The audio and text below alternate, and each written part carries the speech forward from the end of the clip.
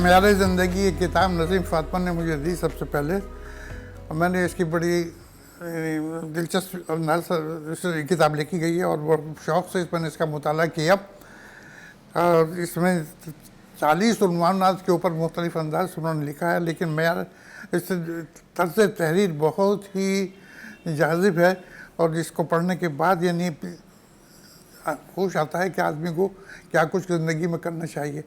اور اس میں انہوں نے نہ صرف یہ کہ عام لوگوں کے لیے لکھا بلکہ ہر موضوع پہ لکھا ہے، والدین کے لیے لکھا ہے، بچوں کے لیے لکھا ہے، اور مطلب ہے کہ یہ تلاش خودی کئی موضوع ہیں اس میں، بے سکون زندگی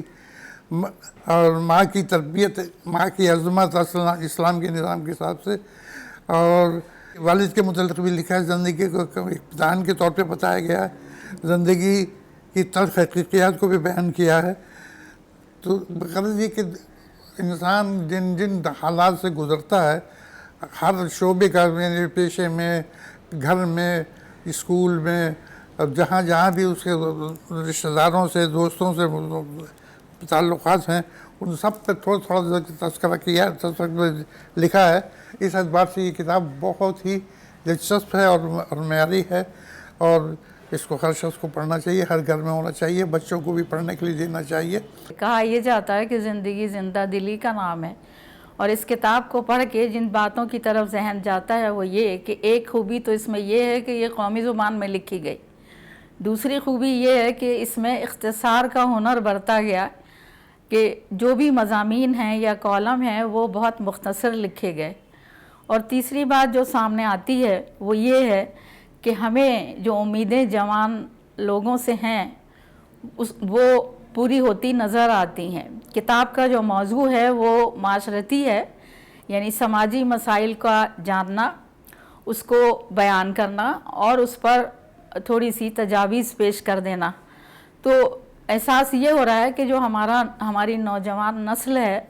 وہ اپنے معاشرتی مسائل سے بے بہرہ نہیں ہے، وہ ان کا پورا ادراک رکھتی ہے، پورا شعور رکھتی ہے، اور اس کے علاوہ اس کو بیان کرنے پہ بھی قدرت رکھتی ہے، اور ساتھ ساتھ یہ کہ ان کو اس پہ ملکہ حاصل ہے کہ وہ مختصر عبارت میں اپنے خیالات کا اظہار کر سکیں۔ تو معاشرے کا کوئی بھی مسئلہ جو آج کل موجود ہے یا پہلے موجود تھا، یا جس میں ان کا خیال ہے کہ ترقی ہونی چاہیے، معاشرے کے ترقی اور نشو و نما کے لیے جو اخلاقی اور سماجی اور ادبی جو ضروریات ہیں، اس کا انہوں نے ذکر بڑی خوبی سے کیا ہے۔ مجھے معیار زندگی کی جو بک اسماء صاحبہ نے لکھی ہے، میں تو بڑی حیران ہوں کہ ان کی پہلی جو بک ہے وہ اتنی ماشاء اللہ سے اتنا اچھا انہیں لکھ کے بھیجا ہے، تو آگے دیکھیں آگے ہوتا ہے کیا پھر۔ تو ماشاء اللہ بہت اچھی کتاب تھی، ہر موضوع پہ انہوں نے ڈسکس کیا، ہر موضوع لکھا انہوں نے ماشاء اللہ سے۔ ایک تو ان کا مجھے جو لکھا تھا بانٹنے سے خدا ملتا ہے، اور یہ میں نے خود جج کر چکی ہوں کہ واقعی میں بانٹنے سے خدا ملتا ہے۔ تو ماشاء اللہ ان کا یہ موضوع مجھے بہت ہی پسند آیا تھا، بلکہ میرے گھر میں جو میرے بھائی اور بہنیں ہیں انہوں نے کہا کہ اتنی اچھی چیز، میں نے کہا پہلی ان کی کوشش ہے، ماشاء اللہ بہت اچھی کوشش انہوں نے کی۔ انشاءاللہ تعالیٰ سے یہی امید ہے کہ وہ آگے بھی بہت اچھی کوشش کرتی رہیں گی۔ آسماء حسن کی کتاب معیار زندگی ایک بہت پیاری خوبصورت کتاب ہے، اور اس میں انہوں نے ان موضوعات کو لیا ہے کہ جو عام زندگی سے تعلق رکھتے ہیں، اور ہمارے معاشرے میں وہ مسائل جو کہ ہمیں آہستہ آہستہ گھیر رہے ہیں، اور بہت سے لوگوں کے ذہن میں ان کا حل بھی نہیں ہے۔ تو ایسے موضوعات انہوں نے شامل کیے ہیں، اور ایسی چیزوں کو اجاگر کیا ہے کہ جس کی آج کل معاشرے میں بہت ضرورت ہے، اور سوشل میڈیا کے حوالے سے، اور جو انٹرنیٹ اور جو نئی ٹیکنالوجیز آئی ہیں ان سے ہمارے معاشرے پہ جو خراب اثرات پڑ رہے ہیں اس کے بارے میں ہمیں سوچنا چاہیے کہ اس سے جو مسائل پیدا ہو رہے ہیں اس کا کیا تدارک کریں۔ اور انہوں نے بہت آسان انداز میں، آسان زبان میں ان سب کو پیش کیا ہے، اور اس کو حل پیش کیے ہیں تمام مسائل کے، اور بہت سے ایسے موضوعات بھی لیے ہیں جن کو ہمیں احساس بھی نہیں تھا کہ یہ چیزیں جو ہیں ہمارے اوپر بہت گہرے اثرات مرتب کر رہی ہیں۔ ان مسائل کو انہوں نے واضح کیا ہے اور ان کے حل بتائے ہیں۔ میری کتاب معیار زندگی میرے مختلف مضامین پر مشتمل ہے جو میں نے مختلف ویب سائٹس اور میگزین کے لیے مختلف اوقات میں لکھے۔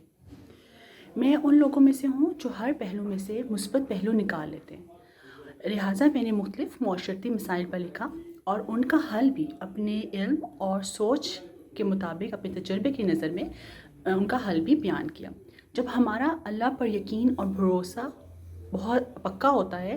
تو پھر ہم صحیح سمت میں صرف محنت کرتے چلے جاتے ہیں اور نتائج اللہ پہ چھوڑ دیتے ہیں، اور اللہ تعالیٰ